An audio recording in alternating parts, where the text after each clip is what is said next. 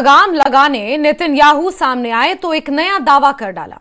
उन्होंने कहा कि इजरायल ने ईरान की न्यूक्लियर और बैलिस्टिक ताकत दोनों को खत्म कर दिया है, लेकिन ईरान के साउथ पार्ट्स में हुए हमले पर अकेले पड़ गए।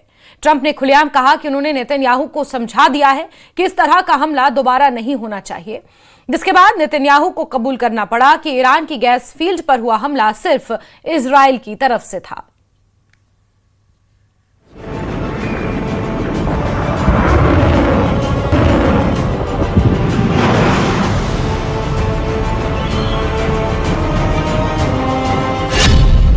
झूठे साबित हुए सारे दावे।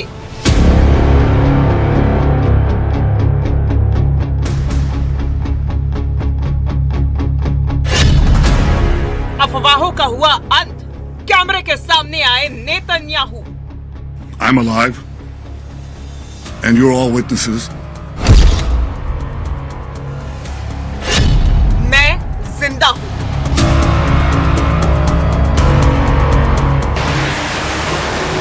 मिडिल ईस्ट इस वक्त भीषण टकराव के दौर से गुजर रहा है। इजरायल और ईरान के बीच तनाव चरम पर है।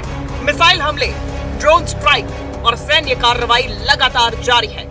जंग के इसी माहौल में सोशल मीडिया पर एक सनसनीखेज अफवाह फैलाई गई कि इजरायल के प्रधानमंत्री बेंजामिन नेतन्याहू मारे गए हैं।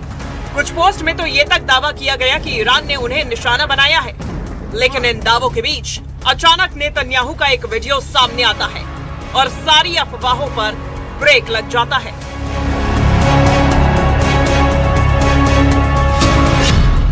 जंग के बीच मौत की खबर, सामने आ गए नेतन्याहू।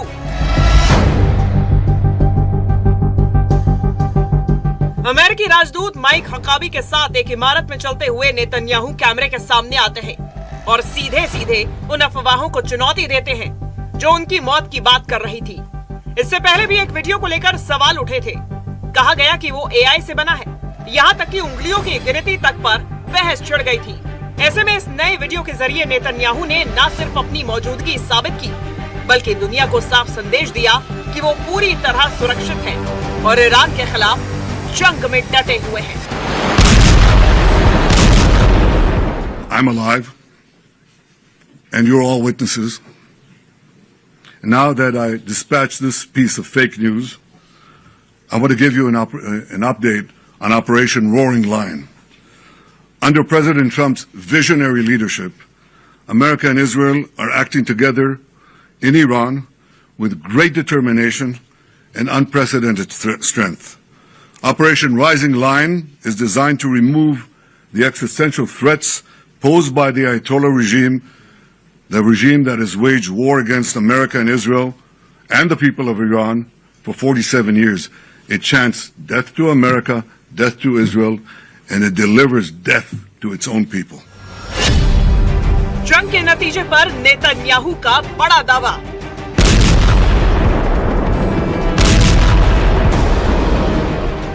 नेतन्याहू ने सिर्फ अपनी मौजूदगी ही नहीं दिखाई, बल्कि जंग के हालात पर भी बड़ा दावा किया। उन्होंने कहा कि इजरायल की कार्रवाई लगातार जारी है और ईरान को भारी नुकसान पहुंचाया जा रहा है। इजरायल का दावा है कि ईरान के मिसाइल लॉन्चर, ड्रोन सिस्टम और सैन्य ठिकानों को लगातार निशाना बनाया जा रहा है और उसकी सैन्य क्षमता तेजी से कमजोर हो रही है। Despite the fake news that is unfortunately being spread since the start of the war 20 days ago, we are winning and Iran is being decimated.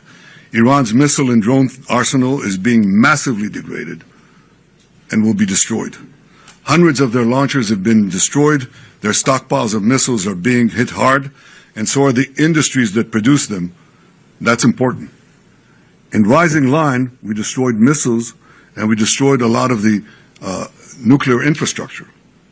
But what we're destroying now are the factories that produce the components to make these missiles and to make the nuclear weapons that they're trying to produce. We're wiping out their industrial base in a way that we didn't do before. Iran's air defenses have been rendered useless. Their navy is lying at the bottom of the sea. Today we hit the other part of their navy in the Caspian Sea.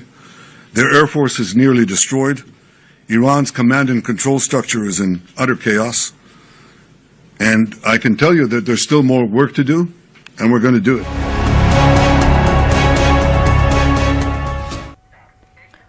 और Hormuz strait, जहां से दुनिया का बड़ा तेल व्यापार गुजरता है, अब तनाव का केंद्र बन चुका है।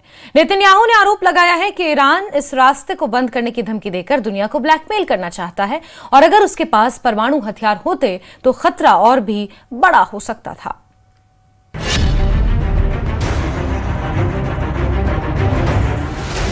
हॉर्मुज पर इजराइल की चेतावनी।